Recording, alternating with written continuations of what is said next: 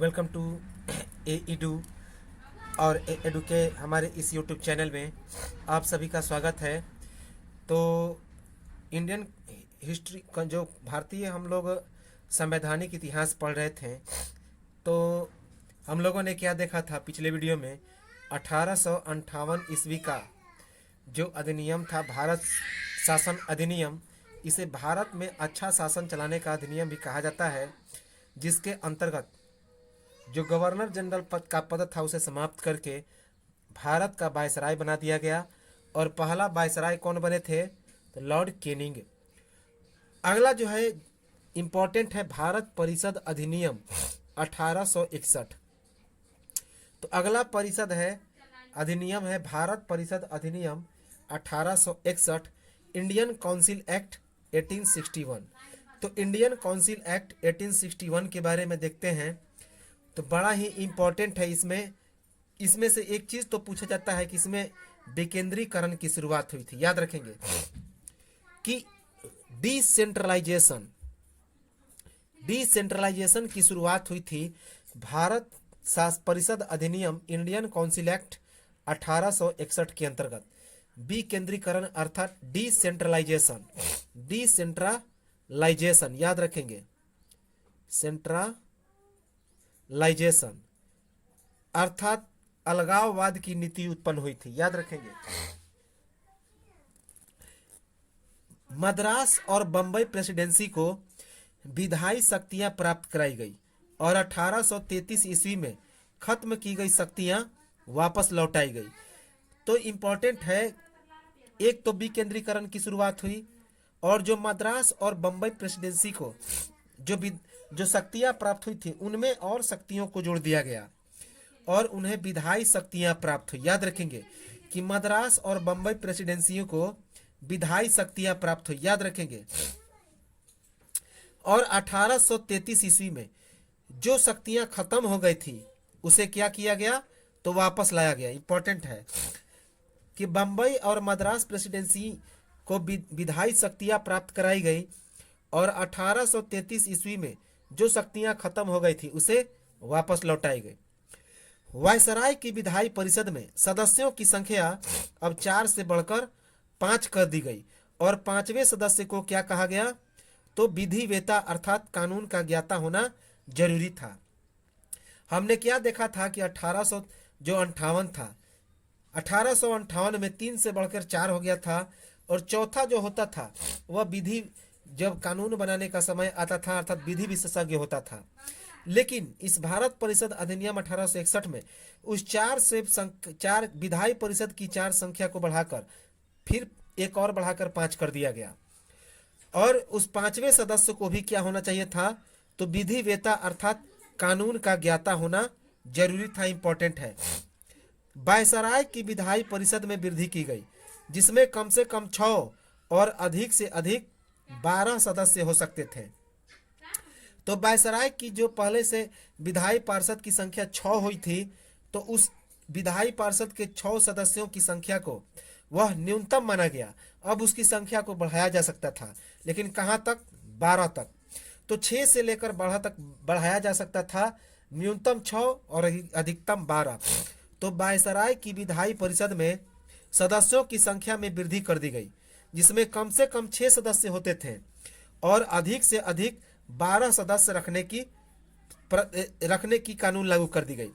और ये सभी क्या होते थे? तो मनोनीत होते थे और इनमें से जो आधे सदस्य होते थे वे गैर सरकारी होते थे और इनका जो कार्यकाल होता था वह कितना होता था? तो 2 बरस का होता था। इंपॉर्टेंट है कि वायसराय की विधायी परिषद में सदस्यों की संख्या में वृद्धि कर दी गई और इसके सदस्यों में न्यूनतम संख्या कितनी होनी चाहिए थी? अब न्यूनतम संख्या 6 कर दी गई और मैक्सिमम संख्या 12 कर दी गई। याद रखेंगे। और ये सभी सदस्य मनोनीत होते थे और इनमें से आधे सदस्य गैर सरकारी होते थे और इनका कार्यकाल 2 बरस का होता था। 1862 ईस्वी में इंपॉर्टेंट है, वायसराय लॉर्ड कैनिंग के द्वारा 3 भारतीयों, बनारस के राजा ईश्वरी नारायण सिंह, पटियाला के महाराजा नरेंद्र सिंह और सर दिनकर राव को विधायी परिषद में मनोनीत किया गया। इंपॉर्टेंट है। तो 1862 ईस्वी में वायसराय लॉर्ड कैनिंग के द्वारा 3 भारतीयों बनारस के महाराजा ईश्वरी नारायण सिंह, पटियाला के महाराजा नरेंद्र सिंह और सर दिनकर राव को विधायी परिषद में मनोनीत किया गया। याद रखेंगे कि 1862 ईस्वी में वायसराय लॉर्ड कैनिंग के द्वारा 3 भारतीयों, एक बनारस के राजा थे जिनका महाराजा ईश्वरी नारायण सिंह, उसके बाद पटियाला के महाराजा नरेंद्र सिंह और सर दिनकर राव को विधायी परिषद में मनोनीत किया गया। इंपॉर्टेंट है। वायसराय की कार्यकारी परिषद अब विभागीय प्रणाली पर चलने वाला मंत्रिमंडल बन गया। याद रखेंगे कि जो वायसराय की कार्यकारी परिषद थी वह अब विभागीय प्रणाली अर्थात जिसे पोर्टफोलियो सिस्टम कहते थे, तो अलग अलग विभाग बन गया वायसराय की कार्यकारी परिषद में। तो वायसराय की कार्यकारी परिषद अब विभागीय प्रणाली अर्थात पोर्टफोलियो सिस्टम पर चलने वाला मंत्रिमंडल बन गया, अर्थात भारत में मंत्रिमंडलीय व्यवस्था की आधारशिला रखी गई। अर्थात जो वायसराय की कार्यकारी परिषद थी अब कई मंत्री विभागों में, कई विभागीय प्रणालियों में मंत्रालयों में बट गया। याद रखेंगे, इंपॉर्टेंट है। तो ये उसके बाद मंत्रिमंडल में तो बहुत इंपॉर्टेंट है कि वायसराय की कार्यकारी परिषद की विभागीय प्रणाली किस अधिनियम में बट गई, तो वह था 1861 ईस्वी का भारत परिषद अधिनियम, इंडियन काउंसिल एक्ट। और इसमें यह जो पोर्टफोलियो सिस्टम था, विभागीय प्रणाली था, इसके अंतर्गत मंत्रिमंडल कैबिनेट का निर्माण हुआ। याद रखेंगे। और यह कैबिनेट, इसमें मंत्रिमंडलीय व्यवस्था की आधारशिला रखी गई इसी 1861 ईस्वी के भारत परिषद अधिनियम के अंतर्गत। याद रखेंगे। इस मंत्रिमंडल में कुछ 6 सदस्य रखे गए जो 6 अलग अलग विभागों के होते थे। और ये विभाग कौन कौन थे? गृह, राजस्व, सैन्य, कानून, वित्त और लोक निर्माण। तो मंत्रिमंडल में कुल 6 सदस्य रखे गए थे और ये सभी 6 सदस्य अलग अलग विभागों के होते थे। और ये कौन कौन से विभागों से संबंधित थे? तो गृह, राजस्व, सैन्य, कानून, वित्त और लोक निर्माण। याद रखेंगे। इसी 1861 ईस्वी के भारत परिषद अधिनियम के अंतर्गत लोक निर्माण विभाग की स्थापना हुई 1876 ईस्वी में और लोक निर्माण का सदस्य 1876 ईस्वी से जोड़ा गया। याद रखेंगे कि इसी 1861 ईस्वी के भारत परिषद अधिनियम के अंतर्गत 1876 ईस्वी में एक लोक निर्माण विभाग की स्थापना हुई और इस प्रकार एक लोक निर्माण का सदस्य भी इसमें जोड़ दिया गया। याद रखेंगे, लोक निर्माण का सदस्य अभी हमने देखा पहले 5 था, 4 से बढ़ाकर 5 कर दिया गया और अब एक नया लोक निर्माण का विभाग जोड़ दिया गया 1876 ईस्वी में। वायसराय को अध्यादेश अर्थात ऑर्डिनेंस जारी करने का भी अधिकार मिल गया, जिसकी अवधि कितनी थी? तो 6 महीने थी। तो इस 1861 ईस्वी के जो भारत परिषद अधिनियम था, इंडियन काउंसिल एक्ट था 1861, तो इसमें वायसराय को ऑर्डिनेंस बनाने का भी अधिकार मिल गया, अर्थात वह अब अध्यादेश जारी कर सकता था। लेकिन उसकी अवधि कितनी निर्धारित थी? तो 6 माह। याद रखेंगे, उसकी अवधि 6 माह निर्धारित थी। वायसराय अब नए प्रांत बना सकते थे और विधायी गवर्नर या उप राज्यपाल, जिसे लेजिस्लेटिव गवर्नर अर्थात एलजी कहा जाता है, उसकी नियुक्ति कर सकते थे।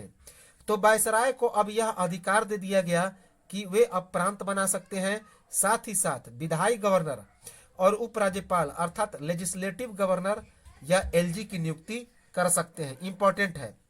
तो विधायी गवर्नर या उप राज्यपाल की नियुक्ति करने का अधिकार किसे मिल गया? तो इसी वायसराय को। याद रखेंगे, इंपॉर्टेंट है। इसके बाद बंगाल में 1862 ईस्वी में उत्तर पश्चिम सीमांत प्रांत north west frontier part NWFP में 1886 ईस्वी में तथा पंजाब में 1897 ईस्वी में एक विधान परिषद का गठन हुआ। Very very important. तो 1861 ईस्वी के भारत परिषद अधिनियम के अंतर्गत 1862 ईस्वी में बंगाल में, 1866 ईस्वी में उत्तर पश्चिम सीमांत प्रांत अर्थात north west frontier part NWFP में, और 1897 ईस्वी में पंजाब में विधान परिषद का गठन हुआ। इंपॉर्टेंट है। तो इसी 1861 ईस्वी के भारत परिषद अधिनियम के अंतर्गत 1862 ईस्वी में बंगाल में, 1866 ईस्वी में नॉर्थ वेस्ट फ्रंटियर पार्ट उत्तर पश्चिम सीमांत प्रांत में, और तथा 1897 ईस्वी में पंजाब में एक विधान परिषद का गठन हुआ। भारतीय उच्च न्यायालय अधिनियम 1861 के तहत 1862 ईस्वी में बम्बई, मद्रास और कलकत्ता में एक उच्च न्यायालय की स्थापना हुई। तो इम्पोर्टेंट है, अभी हमने 1858 के अधिनियम में इसे देख भी लिया था। हमने क्या देखा कि इसी के तहत भारतीय उच्च न्यायालय अधिनियम 1861 पारित हुआ। इस अधिनियम के तहत 1862 ईस्वी में बम्बई, मद्रास और कलकत्ता में एक एक हाई कोर्ट की स्थापना हुई, उच्च न्यायालय की स्थापना हुई। कानून प्रक्रिया में भारतीय प्रतिनिधियों को शामिल करने की शुरुआत हुई। तो इंपॉर्टेंट है, इसी 1861 ईस्वी के इंडिया काउंसिल एक्ट के तहत भारत परिषद अधिनियम के तहत अब कानून की प्रक्रिया में, विधायी की प्रक्रिया में भारतीय प्रतिनिधियों को भी शामिल करने की शुरुआत हुई। इंपॉर्टेंट है। अभी हमने देख लिया 1861 ईस्वी का भारत परिषद अधिनियम। इसके बाद है 1873 ईस्वी का अधिनियम एक्ट ऑफ 1863। याद रखेंगे, एक्ट ऑफ 1863। तो एक्ट ऑफ 1863 के बारे में हम लोग देखें तो इसमें मात्र एक ही काम हुआ, या इसी के लिए इस अधिनियम का गठन ही किया गया था कि इसमें ब्रिटिश ईस्ट इंडिया कंपनी को औपचारिक रूप से, हालांकि ब्रिटिश ईस्ट इंडिया कंपनी को तो पहले से ही सारा अधिकार छीनकर उसे लगभग समाप्त कर दिया गया था, लेकिन इस अधिनियम का गठन किया गया था उसे पूरी तरह से समाप्त करने के लिए। तो 1873 ईस्वी के जो अधिनियम था एक्ट ऑफ 1863, इसके द्वारा 1 जनवरी 1884 ईस्वी को ईस्ट इंडिया कंपनी को औपचारिक रूप से भंग कर दिया गया। काफ़ी इम्पोर्टेंट है। तो 1873 ईस्वी के अधिनियम के अंतर्गत एक्ट ऑफ 1873 के अंतर्गत 1873 ईस्वी का अधिनियम है, तो 1800 यहाँ पे 1873, तो एक्ट ऑफ 1873 के अंतर्गत 1 जनवरी 1884 ईस्वी को ईस्ट इंडिया कंपनी को औपचारिक रूप से पूरी तरह से क्या कर दिया, तो भंग कर दिया गया। अर्थात अब ब्रिटिश ईस्ट इंडिया कंपनी नामो निशान क्या हो गया, तो मिट गया। याद रखेंगे, एक्ट ऑफ 1873। इसके बाद अब हम लोग देखते हैं 1876 का, जिसे शाही उपाधि अधिनियम कहा जाता है। याद रखेंगे, शाही उपाधि अधिनियम। तो अब हम लोग देखते हैं, बहुत इंपॉर्टेंट है, शाही उपाधि अधिनियम 1876, जिसे रॉयल टाइटल्स एक्ट 1876 कहा जाता है।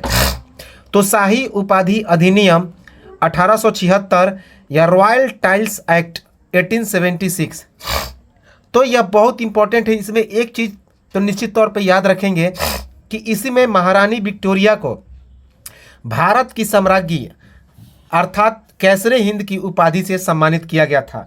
याद रखेंगे कि भारत की महारानी या भारत की सम्राज्ञी से सम्मानित किया गया था। कब? 28 अप्रैल 1876 को। 28 अप्रैल 1876 ईस्वी को। तो इंपॉर्टेंट है, शाही उपाधि अधिनियम 1876 या रॉयल टाइटल्स एक्ट 1876, इसमें महारानी विक्टोरिया को 28 अप्रैल 1876 ईस्वी को भारत की सम्राज्ञी या कैसरे हिंद की उपाधि से सम्मानित किया गया। इम्पॉर्टेंट है। तो महारानी विक्टोरिया को भारत की सम्राज्ञी या फिर कैसरे हिंद की उपाधि से सम्मानित किया गया। उसके बाद इसकी घोषणा हेतु उस समय के तत्कालीन वायसराय लॉर्ड लिटन के द्वारा 1 जनवरी 1877 ईस्वी को प्रथम दिल्ली दरबार का भी आयोजन किया गया। इम्पोर्टेंट है। तो महारानी विक्टोरिया को 28 अप्रैल 1876 ईस्वी को भारत की सम्राज्ञी या कैसरे हिंद की उपाधि से सम्मानित किया गया। और सम्मान जब घोषित कर दिया गया तो इसकी घोषणा के लिए इन्हें भारत बुलाया गया। और इसकी घोषणा के लिए उस समय के तत्कालीन वायसराय कौन थे? तो लॉर्ड लिटन। याद रखेंगे, लॉर्ड लिटन। तो भारत में इसकी घोषणा के लिए 1 जनवरी 1877 ईस्वी को पहली बार भारत में दिल्ली दरबार का आयोजन किया गया था। याद रखेंगे कि इन्हें तो घोषित कर दिया गया था 28 अप्रैल 1876 ईस्वी को महारानी विक्टोरिया को भारत की सम्राज्ञी या कैसरे हिंद, लेकिन इसकी घोषणा करने के लिए उस समय के जो तत्कालीन वायसराय थे लॉर्ड लिटन, तो लॉर्ड लिटन ने 1 जनवरी 1887 ईस्वी को प्रथम दिल्ली दरबार का आयोजन किया। याद रखेंगे, प्रथम दिल्ली दरबार। दिल्ली में भीषण बहुत बड़ा दरबार लगा हुआ था कि भारत में उन्हें कैसरे हिंद की उपाधि प्रदान करने के लिए, भारत की साम्राज्ञी बनाने के लिए। याद रखेंगे 1876 से 1878 ईस्वी के बीच दिल्ली दरबार की बहुत आलोचना हुई। चूँकि अब जब ब्रिटेन की महारानी भारत की महारानी बन जाएगी तो इसके लिए भारत में बहुत आलोचना हुई। तो 1876 ईस्वी से 1878 ईस्वी के बीच दिल्ली दरबार की भारत में बहुत ज़्यादा आलोचना हुई। याद रखेंगे कौन कौन लोगों ने इसके बारे में क्या क्या कहा? तो आरजी प्रधान के शब्दों में शाही उपाधि अधिनियम और दिल्ली दरबार से एक राष्ट्रीय अपमान की गुप्त भावना जनता में फैल गई। तो आरजी प्रधान ने इस शाही उपाधि अधिनियम के बारे में क्या कहा?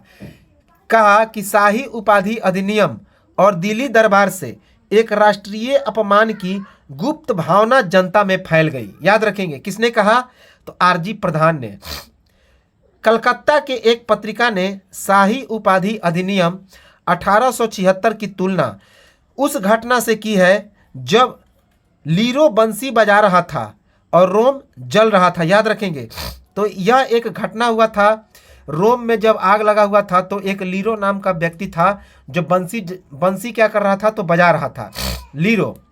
तो उसी घटना से इसकी तुलना की है किसने? कलकत्ता के एक पत्रिका ने।